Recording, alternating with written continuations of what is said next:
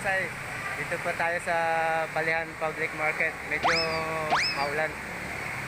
Dito tayo nakakita ng gagawin nating pambonsay material sa... Ayan guys, si Kuya. Sa kanya ako nagpa-reserve ng gagawin nating materials sa ating coconut bonsai. Ayan, napakabait niya siya. Ilang beses na rin ako kumuha sa kanya. So guys, panoorin niyo kung paano ko ito gawin. Mga kabonsai, ito yung napili nating coconut bonsai material. And sipatin natin kung aakma ito dun sa gagawin nating design para sa kanya. So, ayan mga kabonsai. So, ayan mga kabonsai. Pisan na natin ito. Now, kung hindi maganda yung movement ng roots niya, titrain lang natin yun para umakma rin siya dun sa style na gagawin natin. Para so guys, tanggalan natin yung pinaka ibabaw lang na balat niya, yung matigas na balat. So ito may ugat siya na hindi siya dapat dun pumunta. Titingnan natin kung pwede siyang gawa ng paraan or alisin na lang natin siya mamaya. So ayan, unti-unti lang natin kakalasin yung balat niya.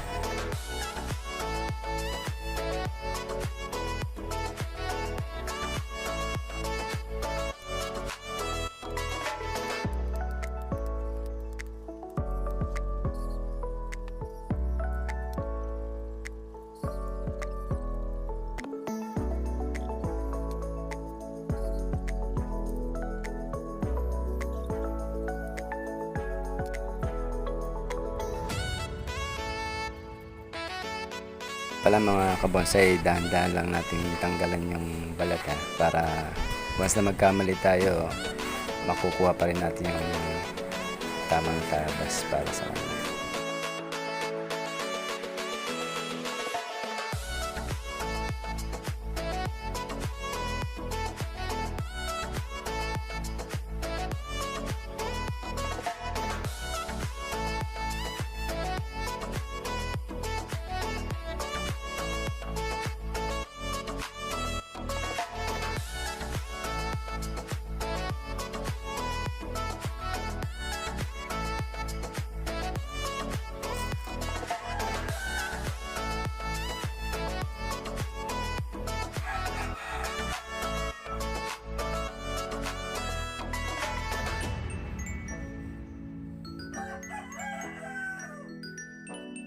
So guys, kailangan chine-check din natin yung bawat anggulo kung tama yung tabas natin.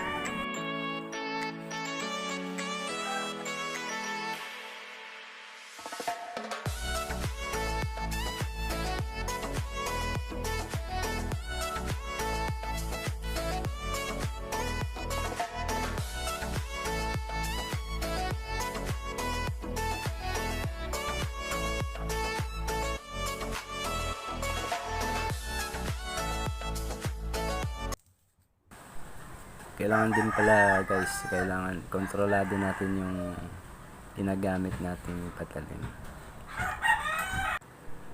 para hindi masugat din yung pinakapuno. Sipat-sipat ulit bawat anggulo. Okay na, that's it.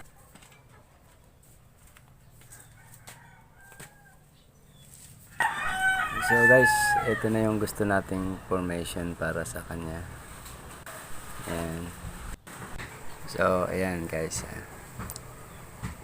Now, itong roots niya, gagawa natin ng paraan niya, lagyan natin ng PVC para matry. So, next step, mga kabonsai, gawa tayo ng ulo. Time to time, check din natin lalapat natin dun sa pinakakatawan. Ganun din po, dahan-dahan lang yung pagbabawas, pagkatapas na para makita natin kung aakma na siya doon sa katawan niya. Kung medyo babagay na ba siya o hindi pa. Yan na lang. Bawat angle, sipat-sipat din.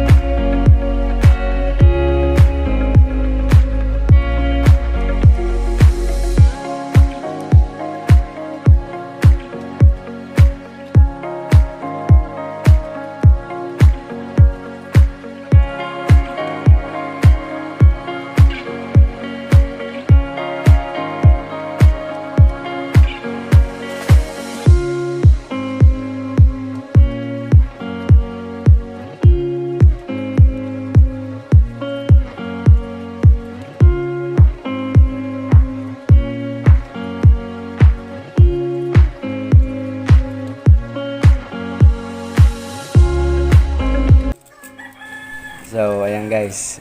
Ulo pa lang yan. Medyo astig na. Galing ha.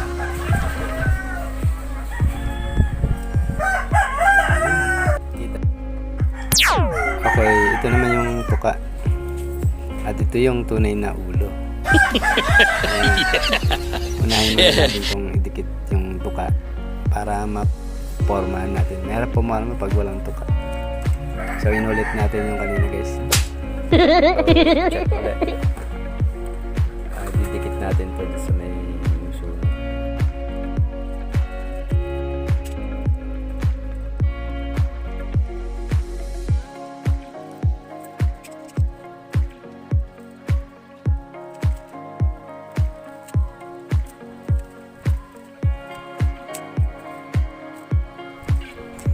Nga pala guys, pasensya na kayo sa balat ng kamay ko.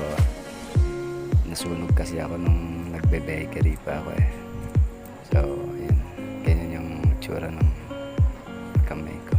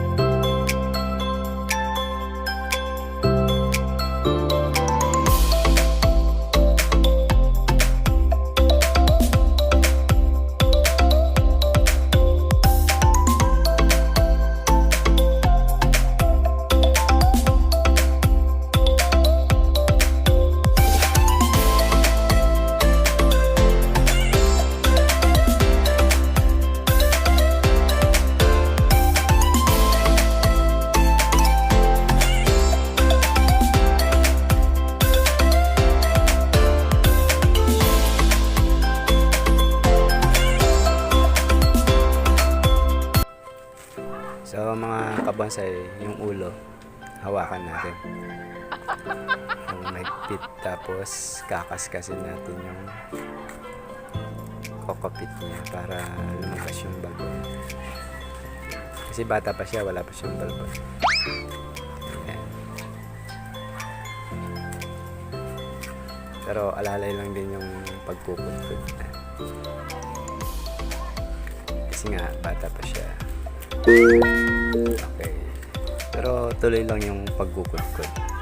Kudkod lang ng kudkod. Okay? Para makarami kayo ng kokopit. Ayan. Okay na siya. Unti-unti na nagkakaroon ng balbon. Tatanggal na yung mga kokopit niya. Yung mga kabonsay, simple lang naman magkudkod talaga. Unti-unti nang pumapag yung ating ulo. Unti-unti na siyang gumaganda. Ayan. Pumapag na siya. Lalaki nga pala ito. Lalaking ibon. Sa mga kabonsay, pwede yung gawin sa bahay niya ito. Napakasimple lang naman talaga siyang gawin. Tiyagaan lang. Pag nagawa niyan, may ibon na kayo sa bahay. Oh, diba? Ayan o. Pogi yung ibon natin. Ulo pa lang yan. So, ayan. Start na kayo. Gawa na kayo ng sarili nyong ibon. Nga pala, kailangan mahigpit talaga yung hawak. What? Dahil pagka hindi mahigpit hawak sa ulo, pag sumablay kayo, masusugat kayo. Diba? Susugat kayo ng pangkudkod. At ito pa guys, tip ko lang sa inyo. Kailangan may halaman tayo na palm tree sa kahit anong klaseng palm tree sa loob at entrance ng ating bahay. Pampa good vibes daw yan. Nag-a-attack siya ng swerte sa atin. Guess nyo na guys. Kaya nga pala guys, bago natin pagpatuloy yung ating panunood, kung ngayon lang po kayo nagawi sa ating channel, huwag niyo pong kalimutang i-like at i-subscribe po yung ating channel. Malaking tulong na po sa atin. Kindly support po. At huwag niyo din po palang kalimutang pindutin yung notification bell sa tabi para ma-notify po kayo. Sana all. Thank you. So guys, balik tayo. Ito na yung ulo natin ulit. Medyo okay na siya. Balbonis na siya. Oh. So ayan, pogi na siya. Oh. Diba? Ayan, pogi.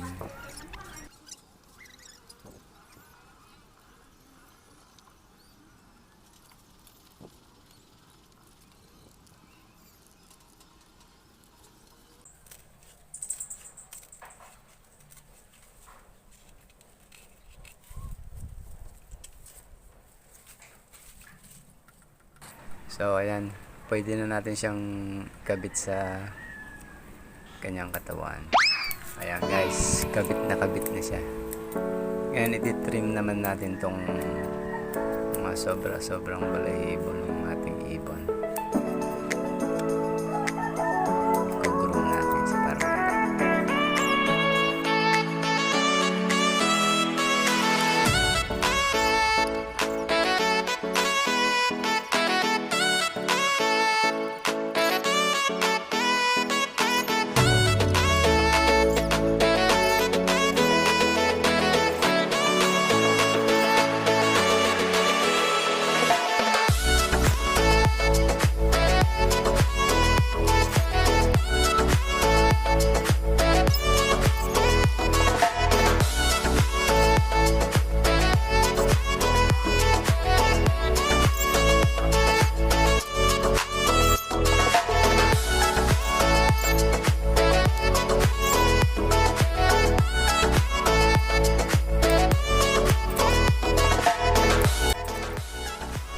lastly guys, pinturahan nyo natin siya ng pinturang pang semento. Mas maganda yung pang semento kasi water based naman po yan.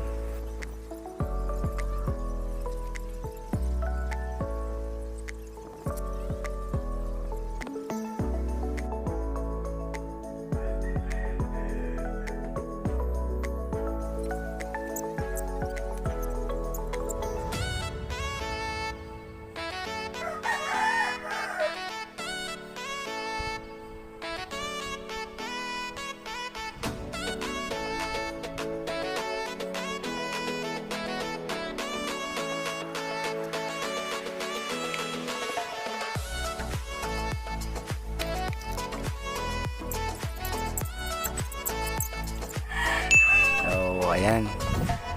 Yung finished product natin ng ating doggy ibon.